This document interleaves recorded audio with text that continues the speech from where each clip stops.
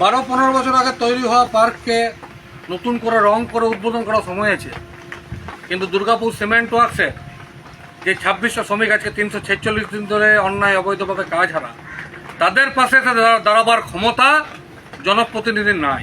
কেন নাই? না, কারখানা ম্যানেজমেন্ট জনপ্রতিনিধির বিশেষ বন্ধু। সারাদিনে 4টে করে সংবর্ধনা নেওয়ার সময় আছে, গলায় মালা পড়ার সময় আছে, মাইক ধরে বড় বড় কথা বলার সময় আছে, কিন্তু এই কারখানায় যে শ্রমিকরা কাজ করছে তাদের সিএলসি রেট নিয়ে, তাদের ডাস্ট অ্যালাউন্স নিয়ে, তাদের বেতন চুক্তি নিয়ে, তাদের সমকাজে সমবেতন নিয়ে, তাদের ওটি ডবল নিয়ে, অবসরের পরে তাদের গ্যাচুটি নিয়ে আলোচনা করার সময় নাই। কেন না? জনপ্রতিনিধি কারখানা ম্যানেজমেন্টের বিশেষ বন্ধু। রাজ্যের মাননীয় মুখ্যমন্ত্রী শুভেন্দু অধিকারী মহাশয়কে হাত জোর করে অনুরোধ করছি যে আপনি দয়া করে বিষয়টা সরাসরি হস্তক্ষেপ করুন। আমরা যারা জনপ্রতিনিধিকে চিনি, আমাদের তার উপর ন্যূনতম বিশ্বাস নাই, আস্থা নাই। যদি তার লড়াই করার হতো, দীর্ঘ 5-7 বছর ধরে তিনি লড়াই করতে পারতেন। 346 দিন ধরে 2600 শ্রমিক কাজ হারা বেকার মাননীয় মুখ্যমন্ত্রী, তাদের সংসার চলছে নাই, তাদের ঘরে বাচ্চারা খেতে পায় না, তাদের বয়স্ক মা বাবা ওষুধ পায় না, কিন্তু সেই ব্যাপারে কোনো লড়াই কেউ লড়ে নাই। আমরা লড়ে যাচ্ছি, লেবার কোর্ট থেকে আন্দোলন মঞ্চ আমরা লড়ে যাচ্ছি মাননীয় মুখ্যমন্ত্রী। আপনি গোটা বিষয়টা জানেন। আপনি রাজ্যে বিরোধী দলনেতা থাকার সময় আমাদের সঙ্গে 4বার কথা বলেছেন, সেটা আমাদের চরম সৌভাগ্য।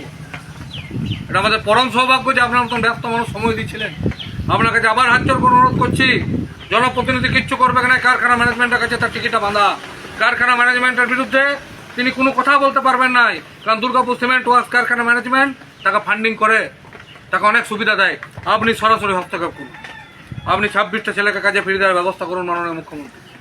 এই লড়াইটা প্রতিদিন কঠিন হচ্ছে। 346 দিন মাননীয় মুখ্যমন্ত্রী, প্রায় 1 বছর হতে গেল, শ্রমিকরা খেতে পাচ্ছে না ভালো করে, ধার দেনা করে চলছে।